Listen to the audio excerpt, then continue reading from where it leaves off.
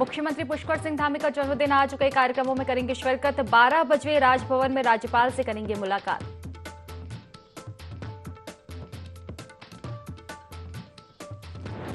प्रधानमंत्री नरेंद्र मोदी के दौरे की तैयारियां तेज। बीजेपी प्रदेश अध्यक्ष महेंद्र भट्ट ने नारायण आश्रम और स्पोर्ट्स स्टेडियम का किया निरीक्षण। अक्टूबर में देवभूमि आएंगे पीएम मोदी।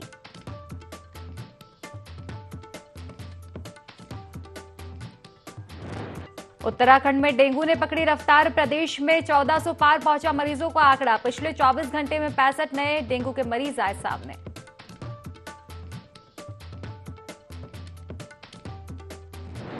गंगोत्री राष्ट्रीय राजमार्ग पर वाहन दुर्घटनाग्रस्त, मौके पर 4 लोगों की मौत। घायलों को इलाज के लिए देहरादून किया रेफर।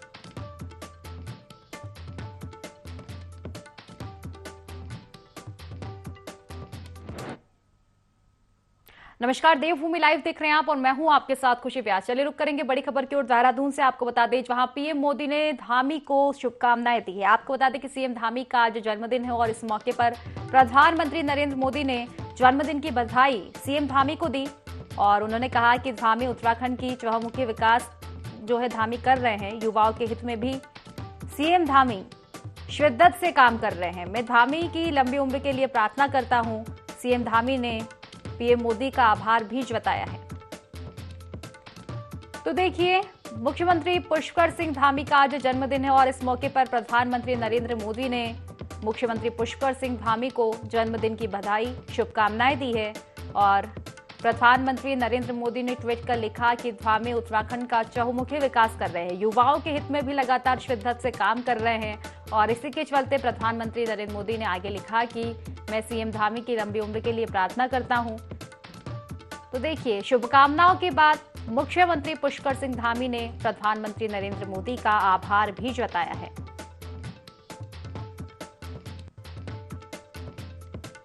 तो देखिए, ट्वीट कर शुभकामनाएं दी गई है। प्रधानमंत्री नरेंद्र मोदी ने सीएम धामी को ये शुभकामनाएं दी है।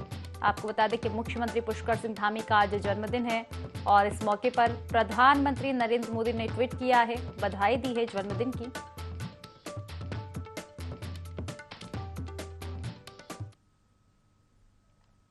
तो देखिए, हम खबर आपको बता रहे थे जहां पर अब सीएम धामी का जन्मदिन था और प्रधानमंत्री नरेंद्र मोदी ने उनको शुभकामनाएं दी थी। इसके चलते आपको बता दें कि पीएम मोदी ने सीएम धामी को जन्मदिन की बधाई दी। आज कई कार्यक्रमों में सीएम धामी शिरकत करेंगे। पूरे प्रदेश में युवा संकल्प दिवस के रूप में बीजेपी सीएम धामी का जन्मदिन मना रही है।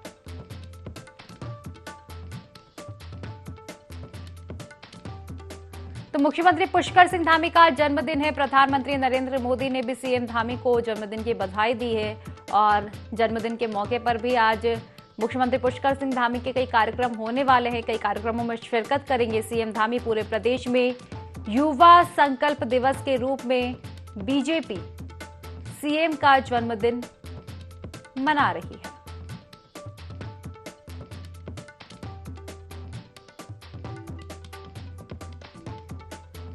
तो देखिए, मुख्यमंत्री पुष्कर सिंह धामी का जन्मदिन है। जन्मदिन के मौके पर हमने आपको बताया कि प्रधानमंत्री नरेंद्र मोदी ने उनको शुभकामनाएं दी थी और इसी के साथ आपको बता दें कि जन्मदिन के मौके पर भी आज सीएम धामी के कई कार्यक्रम रहने वाले हैं। कई कार्यक्रमों में शिरकत करेंगे। पूरे प्रदेश में युवा संकल्प दिवस के रूप में बीजेपी सीएम धामी का जन्मदिन मना रही है।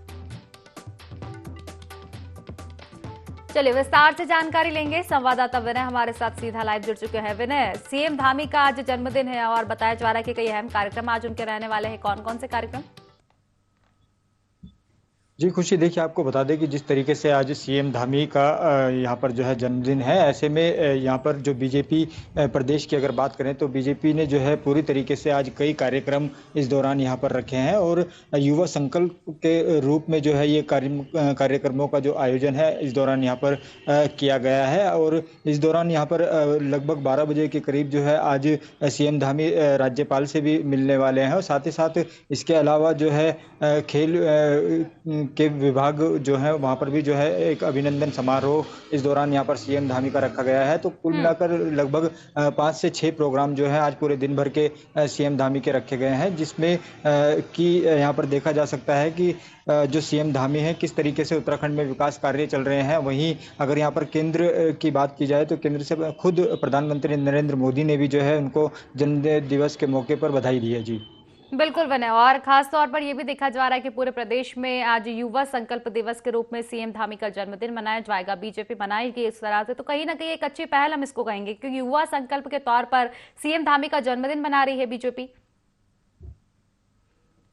जी बिल्कुल, देखिए जिस तरीके से यहाँ पर युवा मुख्यमंत्री हैं इस समय पूरे देश की अगर बात की जाए तो पूरे देश में एक युवा मुख्यमंत्री पुष्कर सिंह धामी जो उत्तराखंड के हैं, वही उन्हीं के जन्म दिवस को लेकर के जो है इस वक्त की अगर यहाँ पर बात की जाए तो पूरे तरीके से पूरे प्रदेश में जो है यहाँ पर ये आयोजन इस दौरान यहाँ पर किया गया है। और काफ़ी अभिनंदन के तौर पर जिस तरीके से यहाँ पे मुख्यमंत्री का जन्मदिन मनाया जाना है, तो ऐसे में साफ देखा जा सकता है कि जिस तरीके से मुख्यमंत्री का यहाँ पर विकास कार्य रहा है उत्तराखंड में, और यहाँ पर युवाओं के प्रति जो है वो लगातार कोई ना कोई अभियान चलाते रहते हैं, और बेरोजगारी का चाहे मुद्दा हो उसको लेकर के भी जो है लगातार सीएम धामी का यहाँ पर प्रयास रहता है। तो ऐसे में साफ निकल कर जो है स्थिति सामने आती है कि किस तरीके से जो है मुख्यमंत्री यहाँ पर लोगों के हितों के लिए यहाँ पर तैयार रहते हैं। जी चलिए, फिलहाल शुक्रिया आपका तमाम जानकारी साझा करने के लिए विनय।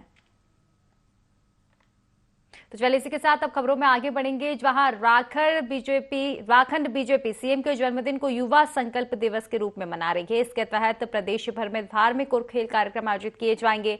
पार्टी के प्रदेश मीडिया प्रभारी मनवीर चौहान ने बताया कि सीएम धामी के जन्मदिन पर भजन कीर्तन, हनुमान चालीसा के साथ मैराथन दौड़ कराई जाएगी। महिला कार्यकर्ता मंडल स्तर पर मंदिरों में पूजा करेगी। युवा हित में सरकार के प्रयासों का ही परिणाम है कि रोजगार सृजन में उत्तराखंड देश में दूसरे स्थान पर है।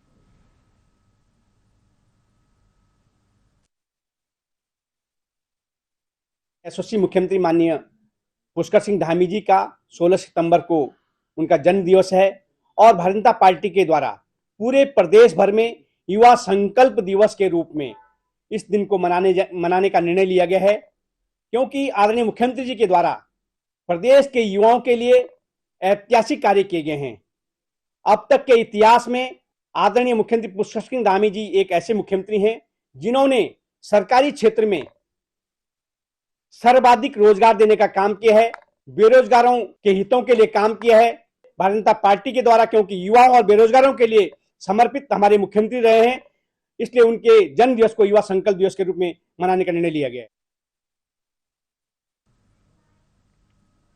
तो शिखर सम्मेलन की सफलता और मेरी माटी मेरा देश कार्यक्रम के तहत देश के प्रथम गांव माणा में भव्य कार्यक्रम का आयोजन किया गया। आपको बता दें कि कार्यक्रम में आकाशवाणी नई दिल्ली की महानिदेशक डॉक्टर वसुधा गुप्ता और जिलाधिकारी हिमांशु खुराना मुख्य अतिथि के रूप में शामिल हुए। कार्यक्रम का शुभारंभ दीप प्रज्वलित कर किया गया। इस दौरान स्थानीय महिलाओं ने पारंपरिक वेशभूषा में पौड़ा नृत्य के साथ अतिथियों का स्वागत किया।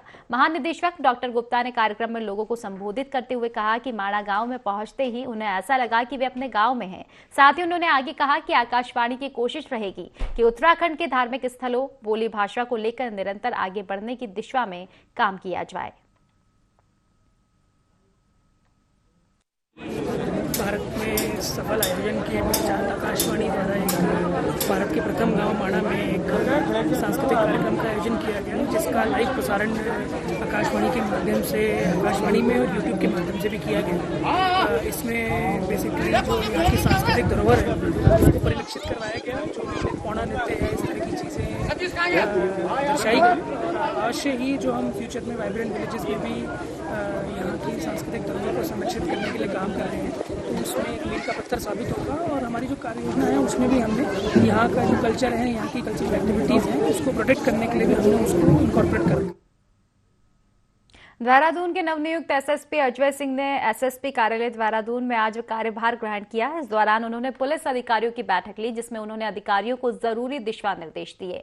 वहीं बैठक के बाद उन्होंने प्रेस को संबोधित भी किया और कहा कि कानून व्यवस्था को बनाए रखना, ड्रग्स फ्री देवभूमि अभियान को आगे बढ़ाना, इसके साथ ही स्ट्रीट क्राइम की रोकथाम समेत ट्रैफिक व्यवस्था को बनाए रखना उनकी प्राथमिकता होगी। आपको बता दें कि देहरादून के नवनियुक्त एसएसपी अजय सिंह इससे पहले हरिद्वार के एसएसपी थे। ड्रग्स फ्री अभियान है, ड्रग्स फ्री देवभूमि 2025, उसको साकार करने के लिए देहरादून पुलिस को अभी हमने अधिकारियों को ब्रीफ भी कर दिया है और वो भी प्राथमिकता के आधार पर रहेगा, सर्वोच्च प्राथमिकता के आधार पर, जहां पर इन्फोर्समेंट के साथ साथ जन सहभागिता भी बढ़ाई जाएगी और विभिन्न थाना क्षेत्रों में एक दिन जो सैटरडे होगा उसमें थानेवार उसमें चौपाल लगा के लोगों को जागरूक भी किया जाएगा। साथ ही साथ अगर कोई गोपनीय सूचना देना चाहता है तो उस संबंध में भी उनको बताया जाएगा और साथ ही साथ इन्फोर्समेंट पर भी इसमें कार्रवाई की जाएगी, जिसमें उनकी संपत्ति जब्ती की कार्रवाई भी होगी। उत्तरकाशी के रातलधार में समाज कल्याण विभाग ने शिकायत निवारण एवं कल्याण शिविर का आयोजन किया, जहां स्थानीय विधायक सहित जनपद के तमाम अधिकारियों ने स्थानीय लोगों की समस्याओं को सुना और अधिकांश समस्याओं का मौके पर ही निस्तारण किया गया। आपको बता दें कि स्थानीय विधायक ने कहा कि इस योजना से हजारों लोग लाभान्वित हो रहे हैं और भविष्य में ऐसे शिविरों का आयोजन किया जाएगा। वहीं समाज कल्याण अधिकारी सुधीर जोशी ने कहा कि आमजन की समस्याओं का मौके पर ही निस्तारण करने का लक्ष्य है। वहीं स्थानीय जनता विभाग की इस पहल से काफी खुश नजर आई। नहीं था, ये स्वास्थ्य एवं कल्याण शिविर था। जो छोटी छोटी जो समस्या होती है वो कैसे लोग जो है उनका जो लोग बेचारे कागज लेके भटकते रहते हैं उनकी समस्या का निदान कैसे हो। हमारे वृद्ध पेंशन, विधवा पेंशन, हमारे राशन कार्डों से लेके हमारे ग्राम विकास अधिकारियों से संबंधित समस्या, हमारे जो यहाँ पर स्वास्थ्य की टीम है, कई लोगों ने इसका परीक्षण किया। तो हमारी सरकार की जो मंशा है, हमारे प्रदेश के यशस्वी मुख्यमंत्री माननीय धामी जी की जो मंशा और जो सोच है और हमारे देश के यशस्वी प्रधानमंत्री की जो सोच है कि अंतिम छोर के व्यक्ति तक कैसे पहुंचा जाए और कैसे उसको सरकारी योजना का लाभ मिले। चलिए खबरों में आगे बढ़ेंगे, जहां 8वां देहरादून इंटरनेशनल फिल्म फेस्टिवल 22 से 24 सितंबर को सिल्वर सिटी में होने जा रहा है, जिसमें कई सितारे, फिल्म डायरेक्टर, सिंगर, उत्तराखंड की जनता रूबरू होंगे। फिल्म फेस्टिवल के आयोजक राजेश शर्मा ने बताया कि इस बार फिल्म फेस्टिवल में अभिनेता विनय पाठक, रजीत कपूर, वरुण बडोला, प्रदीप सिंह रावत, मोहन कपूर, मनीष वाधवा, मशहूर अभिनेत्री दीप्ति नवल, हिमानी शिवपुरी, चित्रांशी रावत मौजूद रहेंगी। उन्होंने आगे कहा कि फिल्म फेस्टिवल के पहले दिन नेत्रहीनों के लिए एक स्पेशल स्क्रीनिंग करवाई जाएगी, जिसमें दृश्यम 2 भी दिखाई जाएगी।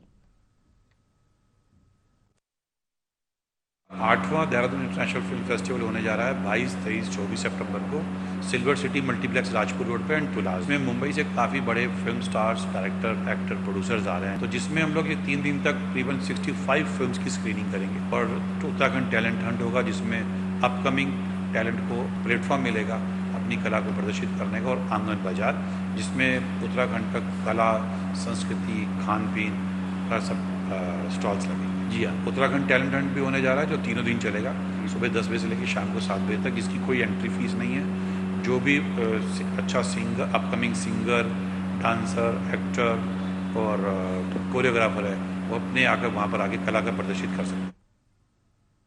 कनकल क्षेत्र के बैरागी कैंप में हुई रिटायर्ड सिंचाई कर्मचारी डॉक्टर अशोक चड्ढा की हत्या के मामले में पुलिस ने खुलासा किया है। पुलिस ने 4 आरोपियों को गिरफ्तार किया, जबकि 2 आरोपी अभी भी फरार बताए जा रहे हैं, जिनकी तलाश जारी है। आपको बता दें कि डॉक्टर अशोक चड्ढा की गला रेतकर हत्या कर दी गई थी। एसएसपी परमेंद्र डोभाल ने बताया कि आरोपी पहले डॉक्टर अशोक चड्ढा के आश्रम में किराए पर रहते थे, लेकिन किराया न देने और नशे के आदी होने के चलते उन्हें बाहर निकाल दिया गया था, जिसके बाद आरोपियों ने डॉक्टर चड्ढा के घर में बड़ी रकम होने की आशंका के चलते उनकी हत्या कर दी। 11 तारीख को रिटायर्ड कर्मी, सिंचाई कर्मी श्री अशोक चड्ढा जी का एक ब्रूटली मर्डर हुआ था। उसको जो हमारा थाना कनकल क्षेत्र में कनकल पुलिस के द्वारा इसका अनावरण के प्रयास किए जा रहे थे। ये पूरा ब्लाइंड मर्डर था। इसमें इस ब्लाइंड मर्डर के साथ लूट का भी इसमें प्रयास किया गया था और बड़ा ब्रूटली एक 77 साल के वृद्ध व्यक्ति की हत्या की गई थी। पुलिस ने इसकी गंभीरता को लेते हुए पिछले 4 दिन में लगातार मेहनत करते हुए आज 4 अभियुक्तों को पकड़ा है। चारों उसी क्षेत्र के ही रहने वाले हैं और इनको ये सूचना थी कि इस रिटायर्ड कर्मी के पास कुछ काफ़ी संख्या में पैसा है। उसको इनके द्वारा ये एक इन्फॉर्मेशन थी, उसको ध्यान में रखते हुए इन्होंने इनका ये पहले लूट का प्रयास किया गया। जब उसके द्वारा प्रतिरोध किया गया मृतक के द्वारा, तो इनके द्वारा ब्रूटली उसका मर्डर किया गया। देहरादून के धर्मपुर से भाजपा विधायक विनोद चमोली ने हरीश रावत पर निशाना साधते हुए कहा कि अब हरीश रावत को सुनना हमें बंद कर देना चाहिए।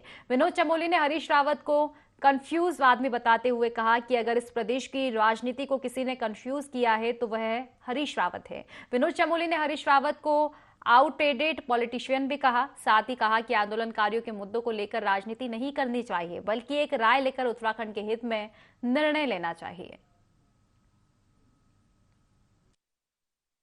जो विधेयक आ रहा था उसमें काफ़ी सारी खामियां थी और वही विषय वहाँ पर चर्चा में सामने आया। तो क्योंकि बहुत साल बाद दोबारा हम इस विधेयक को पारित करा रहे हैं और आगे उम्मीद है कि जो आंदोलनकारियों के आश्रित हैं उनको आरक्षण का लाभ मिल पाएगा, तो इसको व्यवस्थित करना बहुत ज़रूरी था ताकि इसका व्यापक लाभ आंदोलनकारी के आश्रितों को मिल सके। उसमें कुछ खामियां हमको दिखाई पड़ी तो वहाँ पर ये विषय आया था। हम आंदोलनकारियों के विषय पे सदन को नहीं बंटना चाहिए, इसमें राजनीति नहीं होनी चाहिए, लेकिन लोग मानते कहाँ हैं, कुछ लोगों को तो राजनीति ही करनी होती है, तो आज उस तरह का माहौल बनाने का प्रयास कर रहे हैं। लेकिन मैं आपको बता दूं कि हमने उसको टाइम बाउंड किया है। 15 दिन के अंदर पर्वत समिति अपनी रिपोर्ट दे देगी और उसके बाद एक स्पेशल सेशन बुलाकर हम उसको क्लियर करने जा रहे हैं।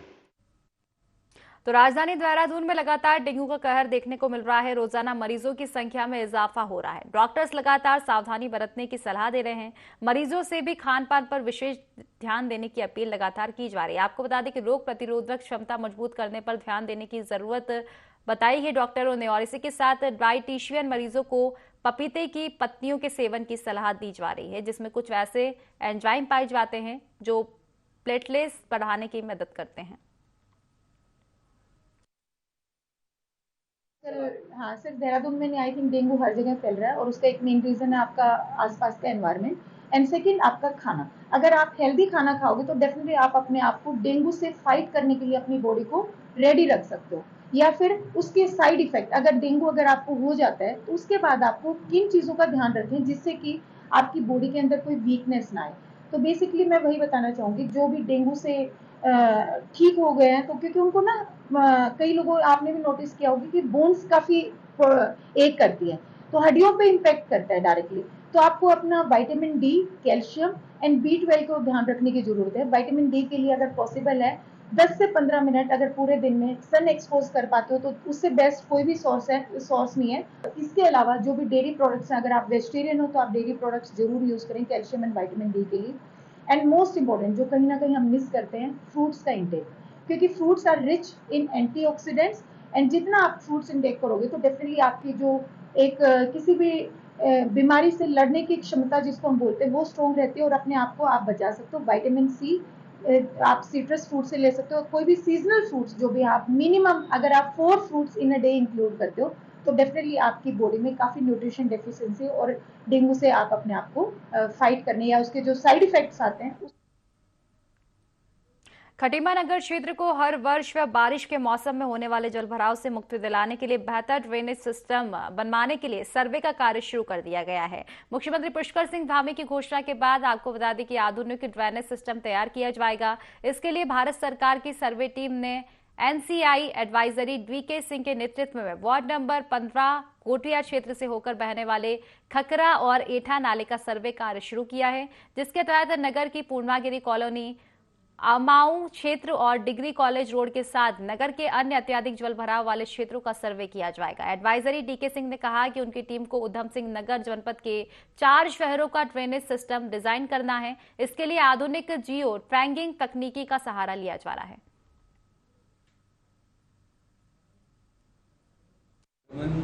ये रखा है कि जो भी क्षेत्र नाले के हैं जो खातिमा में वो सारे मेजर जो ड्रेन्स हैं या माइनर ड्रेन्स है या और भी छोटी नालियाँ हैं वो सभी को देखा जा सके फिजिकली।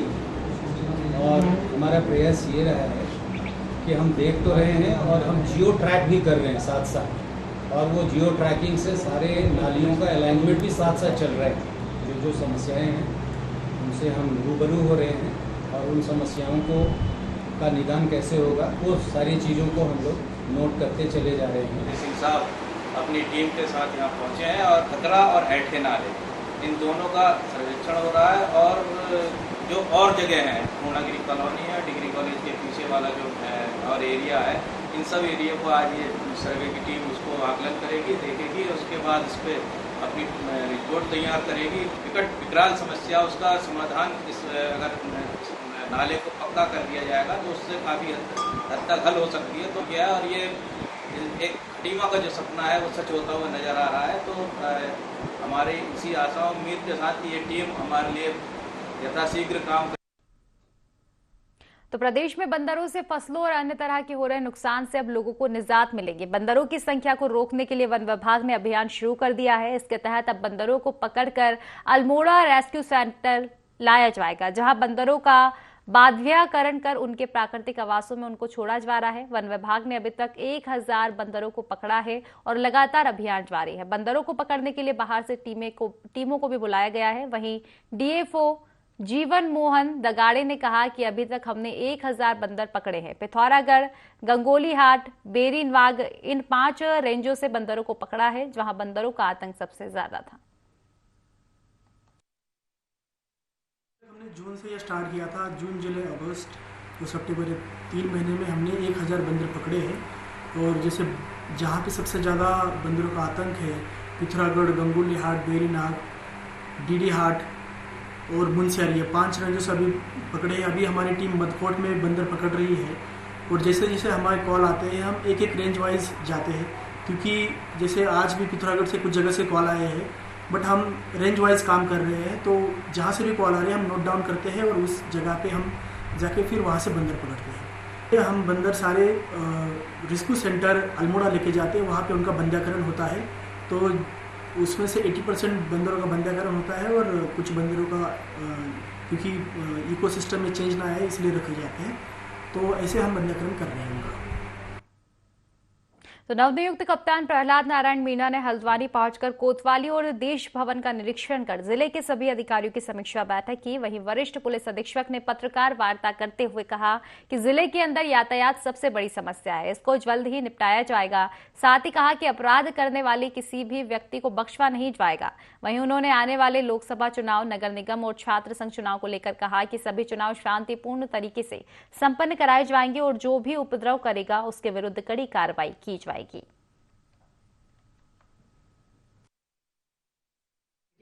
लोकतंत्र में स्वच्छ और साफ तरीके से चुनाव होना बहुत ज़रूरी है और ऐसे चुनाव करवाना हमेशा पुलिस प्रशासन के लिए पहली प्राथमिकता रहे। आने वाले समय में जितने भी चुनाव हैं वो चुनाव निष्पक्ष तरीके से हों, बिना किसी व्यवधान के हों और ऐसे चुनाव होते टाइम किसी तरीके से कानून का उल्लंघन नहीं हो। इस चीज़ को सुनिश्चित करने के लिए हम तैयारी करेंगे और ऐसे जितने भी लोग हैं जो चुनाव की आचार संहिता को या चुनाव का जो माहौल है उसको खराब करने का प्रयास करेंगे, उनके खिलाफ पुलिस सख्त कार्रवाई करेगी और उनको बहुत ठीक तरीके से डील। तो देखिए, क्राइम को लेकर लगातार कार्रवाई जारी है और इसी कड़ी में अब एक बार फिर से चेताया गया है कि जो भी उपद्रव करेगा उनको बख्शा नहीं जाएगा, कड़ी कार्रवाई की जाएगी। तो फिलहाल की खास खबरों में बस इतना ही। आप बने रहिए IND24 के साथ। नमस्कार।